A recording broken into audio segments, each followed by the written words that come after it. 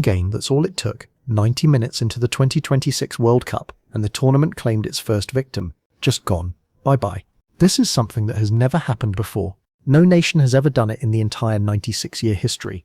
And if you think this was just a knee-jerk reaction to one bad night in Mexico, think again. You have no idea what was already happening behind that dressing room door before the tournament began. Let's set the scene. Sunday night at Estadio Monterrey in Guadalupe. Tunisia opened their World Cup campaign against Sweden, and it was a bloodbath. The final score was Sweden 5, Tunisia 1. A complete demolition from start to finish. The Swedish attack carved through the Tunisian defense like it was not even there all night long. Alexander Isak scored. Victor Gyökeres scored. Mattias Svamberg scored. Sweden looked unstoppable from the opening whistle. It was one of the most lopsided results in Tunisia's entire World Cup history, and it stunned supporters. But here is the part that really twisted the knife. One of the players scored twice. That player was a young midfielder named Yasin Ayari, and his connection made the defeat even harsher. Ayari is not just another Swedish international. His father was born in Tunisia before moving abroad, so a son of Tunisia scored twice against the country of his father's birth on football's biggest stage. You could not write a more brutal opening night if you tried. Everything that could go wrong did. After the match, Sabri Lamouchi faced the media and described the performance as deeply painful and frustrating. He admitted Tunisia were shooting themselves in the foot and creating their own problems throughout the match. What he did not know was that his own time in charge was already running out rapidly. Within 24 hours of that press conference, he was gone. Tunisia had already made their decision. On the surface, sacking a manager after one World Cup game sounds completely insane and wildly reactionary. It looks like panic, it looks like madness. But the deeper story paints a different picture entirely, because Lamouchi was already a dead man walking before he even stepped foot inside the stadium. Start with the results. This was not a successful coach suddenly suffering one terrible evening in Mexico. During his entire tenure with Tunisia, he managed to win only one match from 5 attempts. His sole victory came against Haiti in a narrow 1-0 result.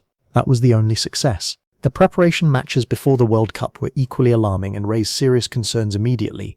Tunisia lost 1-0 against Austria and then suffered a crushing 5-0 defeat against Belgium. 2 warm-up games, 0 goals scored, 6 goals conceded. Confidence inside the squad disappeared quickly. Rumours of frustration and dissatisfaction inside the camp began spreading long before the Sweden match.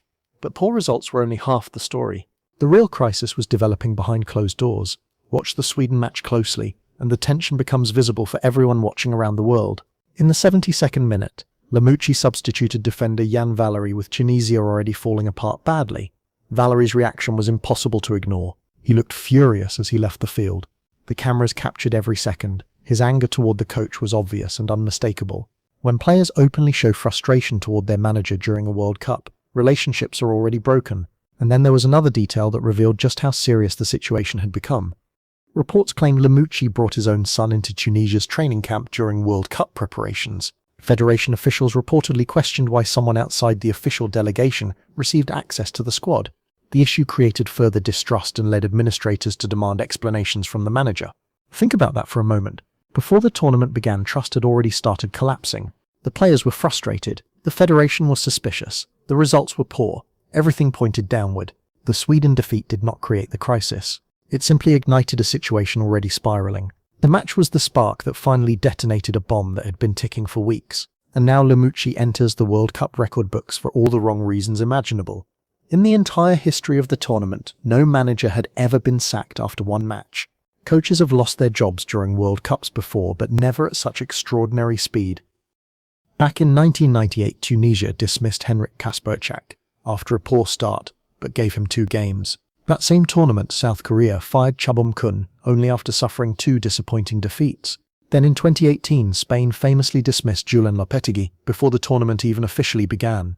He secretly agreed to join Real Madrid, creating a controversy that forced Spain's hand. But one game into a World Cup had never happened before, until now. Sabri Lamouchi became the first manager ever dismissed after only a single tournament match. And remarkably, this was not even Tunisia's first coaching change of the year. Back in January, they dismissed Sami Trabelsi following elimination from the Africa Cup of Nations. Lamouchi was appointed as his replacement and signed a contract extending all the way to 2028. 5 months later, he was out. His long-term project ended almost immediately. This federation does not hesitate. They move quickly and make ruthless decisions when dissatisfied. So who do you call when a World Cup campaign is already collapsing before it truly begins? Tunisia turned to one of football's most fascinating and recognizable coaching figures, Hervé Renard. Even if you do not know his name, you probably recognize his famous appearance. The silver-haired Frenchman is known for pacing the touchline wearing his trademark white shirt. Renard is making history himself, because this is his third consecutive World Cup appearance. He previously coached Morocco in 2018 and Saudi Arabia during the 2022 tournament. Now in 2026 he takes charge of Tunisia under extremely difficult circumstances and expectations. His Saudi Arabia achievement remains one of the greatest upsets football fans have ever witnessed. In 2022 his side defeated Lionel Messi's Argentina in a stunning opening match victory. Argentina eventually became world champions, making that Saudi result even more extraordinary in retrospect. If anyone understands how to walk into chaos and create belief, it is Renard. He now arrives in Monterrey with virtually no preparation time and enormous pressure immediately. Former Sunderland player Wabi Kazri remains involved after serving previously as Lamouchi's assistant coach. The challenge ahead is immense because Tunisia's group remains one of the tournament's toughest. Next on the schedule comes Japan, followed by a daunting encounter against the Netherlands. Renard must stop the bleeding instantly while rebuilding confidence inside a fractured dressing room. Doing that against elite opponents after firing a coach is an almost impossible task. Good luck. He is going to need every bit of experience he possesses. Now the question turns to you. Was this a brave decision or pure panic? Did Tunisia act ruthlessly to save their tournament or damage it beyond repair themselves? And did the players play a role in forcing Lamouchi out of the job? Drop your verdict in the comments and join the conversation about this extraordinary story. We are only 5 days into this World Cup, and already coaches are losing jobs. And trust me, this probably will not be the last managerial casualty of the tournament. I'll see you in the next one.